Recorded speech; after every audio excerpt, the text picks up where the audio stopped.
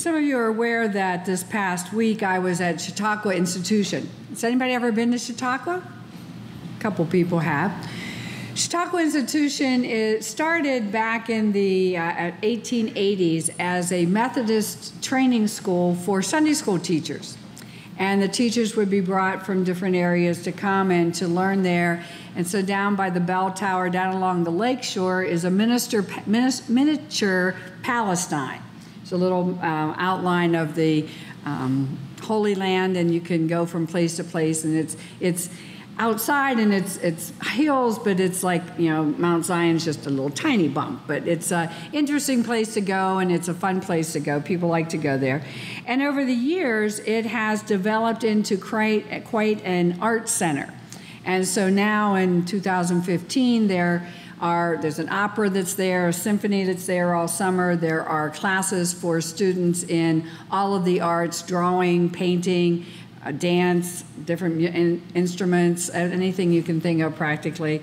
Then there are also classes for anyone who wants to take them. There are different series of classes that go through their season, which is 9 weeks. And then there are also, for each week, there's a theme of the week, and there's a speaker who comes for the week and preaches in what they call the amphitheater, which is a huge amphitheater. I think it seats about 3,000 people. It's massive. Also along and in that area, there are denominational houses. So there's a United Methodist house and a Presbyterian house and a Lutheran house and a Baptist house and a Catholic house and an Episcopal house. And each of those houses have a chaplain for the week who comes and on Sunday mornings preaches and a service before what they call Big Church, which is across the street at the amphitheater. Also does a chaplain's chat on Tuesday afternoons, followed by a tea that's on the porches of those houses, and people just come by and eat cookies and punch or whatever they want to have. And then on Thursday evening, there's more of a devotional kind of experience that the chaplain does. And the most important job of the chaplain and whoever goes with the chaplain is that every morning they get to clean the big porch that's on the front of the United Methodist house. And anybody have a Webster in your house where you get the cobwebs with it? Well, they have about a 20-foot Webster that you use to clean out all the spider webs, and somebody else runs the sweeper and wipes off the furniture. Well, a friend of mine named Stephanie, who some of you may know, Stephanie is our Director of Volunteers in Mission, VIM, for the annual conference. Stephanie was scheduled to be the chaplain at the United Methodist House this past week. She was in Zimbabwe 3 weeks ago, and her father was leading a mission trip to Belize, and her father died very suddenly while on that mission trip. They think he had a heart attack while scuba diving. And so Stephanie was coming back from Zimbabwe. They were trying to bring her father's body back from Belize, which had all kinds of red tape, as you can imagine. And so she was not able to fulfill the responsibility last week. And so a call went out, and the United Methodist House is shared by Western New York Conference and Western Pennsylvania. And there's a system where the chaplains are from. We kind of alternate between the weeks as to which conference you're from, and then they have categories, you know, so retired pastors and ethnic minority pastors. Well, last week was to be a clergywoman from Western Pennsylvania who was young. Stephanie met all of those criteria. So an email went out to several people and asking if anybody could come, and I said, well, I can do it if there's no one else available, but I had been a chaplain at Chautauqua in 2003, so I said, you know, if there's somebody else that would like to have that opportunity, that would be fine. So I got an email back about a couple hours later that said, okay, you get to go, because there are other clergywomen from Western Pennsylvania who perhaps might be a little younger, but those younger pastors are dealing with kids going back to school, and so you get to go. So I pretended I was young for a week. And as in with most of our congregations, I was younger than people that were there. Well, those of you who have been to Chautauqua know that it's a very wonderful, peaceful place, and my article from the first page of The Advocate tells you a little bit what I learned there. But I was reminded and I started going to Chautauqua back in the early 1980s when I was a pastor at the Baldwin Community United Methodist Church. There was a family there who owned a home in Chautauqua. It's kind of like having your mansion in heaven already.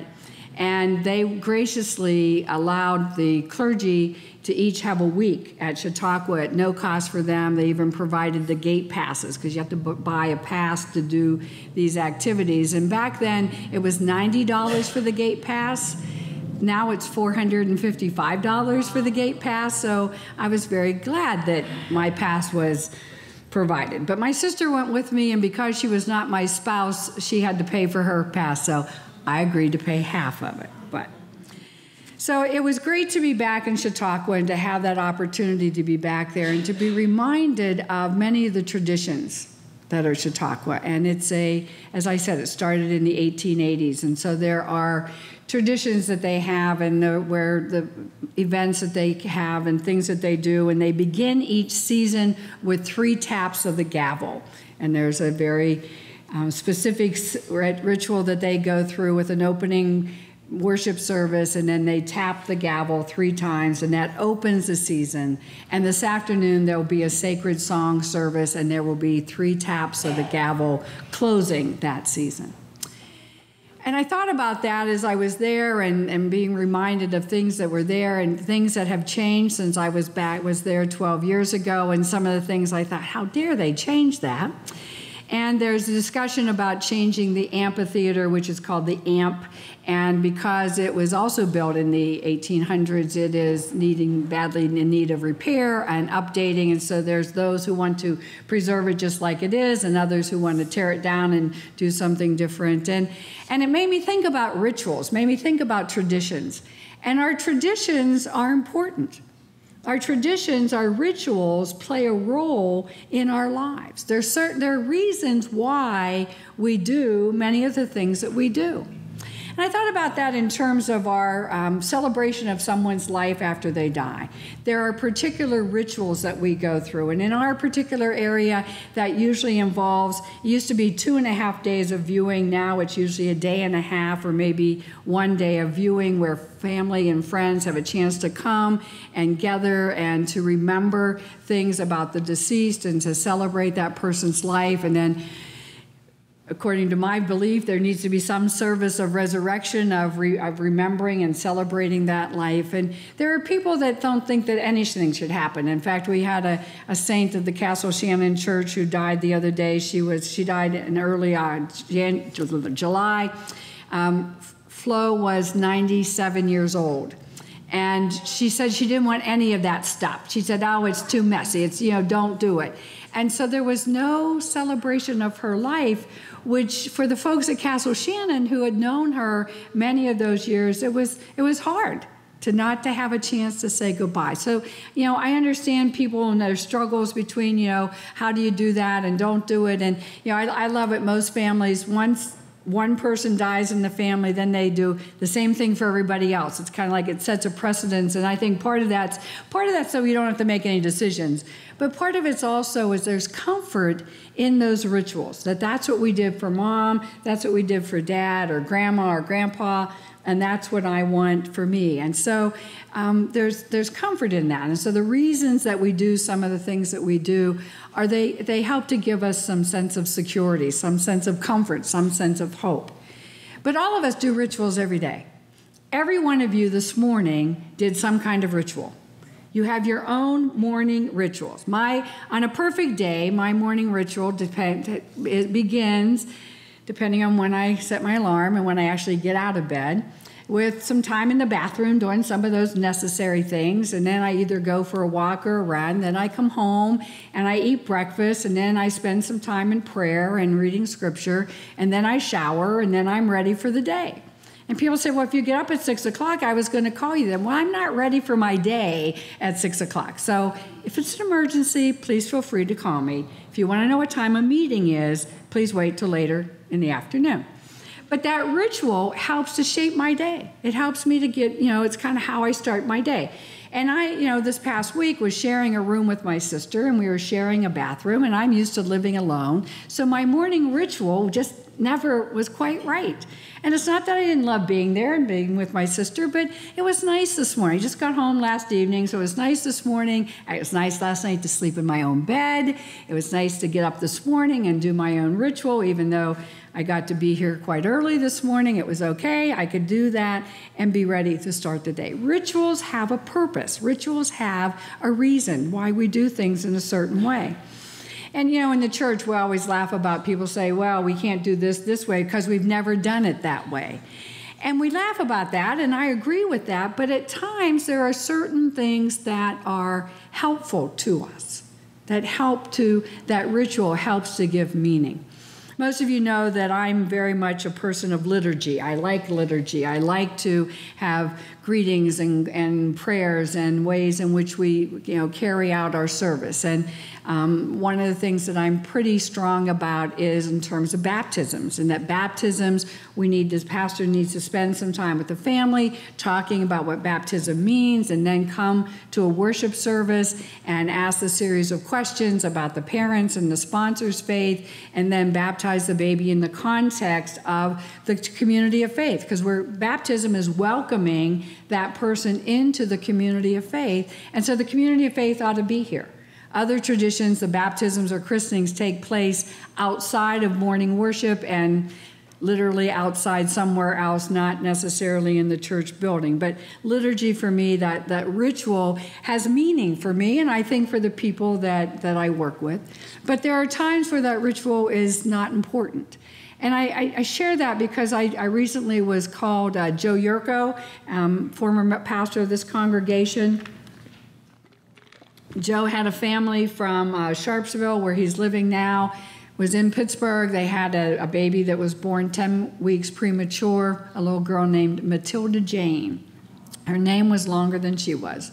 And Matilda Jane just never really developed and had some major lung problems. And so they wanted to have Matilda Jane, MJ, they called her, baptized. And Joe, some of you know, was in the hospital. And so he called me to ask he said, I'm calling you for a couple reasons to see if you would do this baptism. And he said, first, because you love babies. And I said, well, that's true. And then he went on with, I don't know what the other reasons were. I guess he figured that was enough. But I did go and visit with the family, and we had set up a time for the baptism, and then she became worse. And so they literally called me while I was running one day, and they said, will you come now? And I said, I will, but I'm in my running clothes. And they said, we don't care. So probably after about an hour, they did care. But so I went, and we gathered, and some family came, and I didn't ask any questions. I didn't even read scripture. I just said that Jesus said, let the children come to me, the little children come to me, and then baptized her. The liturgy wasn't important. What was important that day was the sharing of God's grace in the life of that little girl. And these are people that I had not met before, and I'll probably never see them again, but it was very interesting to me that on they had a Facebook page for this little girl's journey, and they had included there, and MJ was baptized today. So I knew that was important to them. So I use that to say that rituals and liturgies are important, but the main point is always worshiping and honoring God. And so as important as I think that the act of baptism is, and doing the questions and reminding parents and families about their responsibilities, it's most of all about God's grace and God being a part of that baby's life, and the comfort that brought to that family, knowing that the MJ had been baptized and received into God's family. Jesus is talking to some Pharisees here, and the Pharisees were teachers of the law, and they were very adamant about carrying out all of the little nuances of the law. In fact, the laws about washing hands and washing of pots and dishes was mostly for the priests of that day, that for the group of people called the priests, the leaders of the Jewish tradition. But the Pharisees prided themselves as teachers of the law and following all of those little things to do. And so there's a whole ritual for washing your hands and letting the water drain this way, and then you wash your hands again and let it drain this way. And there's all kinds of reasons that they do that. But Jesus was saying, here are the Pharisees, and he's critical of them. He criticizes them for how they are worried more about those human commandments, the expansion of the 10 commandments, than they are about worshiping and honoring God. And it's easy for us to quickly kind of dismiss those Pharisees and say, yeah, they're just a bunch of rule followers and they didn't really know God. And we criticize them, and they often are painted poorly in Scripture. But the reality was that the Pharisees thought that they were doing the right thing. They believed that what they were doing helped them in their relationship with God. And so as quickly as we are to criticize them, they were doing what they believed was right and following that law. Remember, I think everybody here, except for maybe Liam, is old enough to remember Pennsylvania blue laws. Oh, maybe, we got one to the... Anybody remember Pennsylvania blue laws? We lived our lives on Sunday mornings by the blue laws. I grew up in Indiana, Pennsylvania. No store was open on a Sunday morning except for one drugstore for emergencies, and that was when drugstores sold drugs and maybe ice cream at the little soda fountain, but they didn't sell furniture and dishes and, groceries. You remember those old-fashioned drugstores, and it would be in the newspaper every Saturday which drugstore would be open the next day, so families knew where to go if they had an emergency. Pennsylvania blue laws did not allow cars to be sold on Sundays. That's still in effect. It is still in effect, which I'm not sure why. That's interesting that, maybe the dealers are happy to have a day off, so Kathy's happy, You could be arrested back years ago, long time ago, you could be arrested for playing cards on Sunday, for fixing a wheel on Sunday, or for driving your horse. Now, we're probably good about that. We're probably covered with that. But, and many of us grew up in families where I remember going to the movies on a Sunday and getting physically ill because I was not allowed to go to the movies on Sunday, but I snuck out. And the guilt was so bad, I don't even know what the movie was. It certainly was not worth being physically ill over it. The Pennsylvania blue laws were part of, by not only Pennsylvania, but other states to regulate people going to worship, people going to church. Those of you who have kids and grandkids in soccer, which takes place Sunday mornings all day and then all day long, are like, what? They used to, the kids are like, what do you mean you used to not be able to do anything on Sunday? We didn't shop on Sundays. We didn't go to the movies. We visited family. We did play cards, but it was flinch. It was all right. Wasn't those, works of the devil. But, the laws were designed to help us or maybe force us to go to church. Now, anybody ever been forced to go to worship by your parents or your grandparents some along the time? And do you remember how meaningful that service was for you?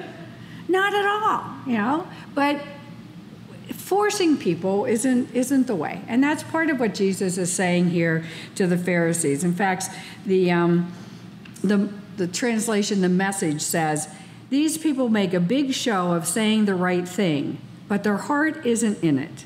They act like they're worshiping me, but they don't mean it. They just use me as a cover for teaching whatever suits their fancy, ditching God's command and taking up the latest fads.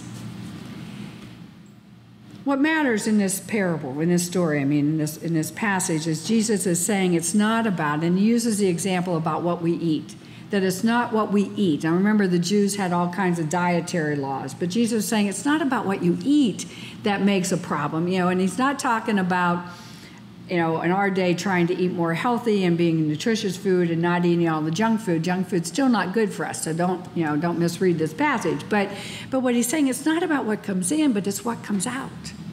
And it's how we live our lives. And we can come to church every Sunday and we can sing the hymns and we can do the liturgy, but if they don't mean anything, if we're just going through the motions, then it's false.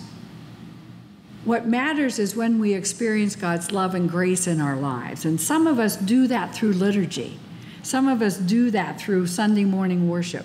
And Sunday morning is a time when we can gather with the community of faith, but our worship can be hollow We can make beautiful music, but if it doesn't translate into our living and how we live as we go out, there's something I've been reading on Facebook. I've seen it a couple of times. I didn't write it down, but it's something about, it's not about how many members you have in your church. It's about what those members do when they go out on Monday morning. And that's what Jesus is saying. It's not about the rituals. If a ritual helps you, if it enables you to feel closer and to be in God's love and grace and presence, and those traditions are good. But if it's hollow, if it doesn't transform you in some way, if it doesn't deepen your relationship with God and Jesus Christ, if it doesn't somehow touch your heart, that as you go out and as you share, that then it's worthless. A couple Sundays ago, we had some extra time at some of our churches who don't have a lot of announcements and a lot of concerns. You never know how many concerns a church. If you plan a short sermon, nobody has a prayer request. If you got this really long, great sermon, everybody has a prayer request. That's just how it goes. So we did some hymn singing, and folks picked hymns, and they picked hymns that had meaning for them. And most often those hymns, it's not even the hymn that has meaning for them, it's the memories that connect them to somebody else. That's what music is about, connecting us to God's love and grace. That's what worship is about. It's helping us experience God's love and power, whether it comes from rituals that we have done for years and years and years, or something new or something different. I understand Phil played some pretty raucous music a couple weeks ago, and people liked it, but nobody told me. They were afraid that I'd find out, and I don't know. Phil had already told me it was good, and it touched your hearts, and that's great. So rituals have their place, but the place is to help us to become more acquainted with God and to be a part of God's love and grace. And so may God's Spirit touch your heart today and prepare you to go out and serve God and your neighbor in the week to come. Amen.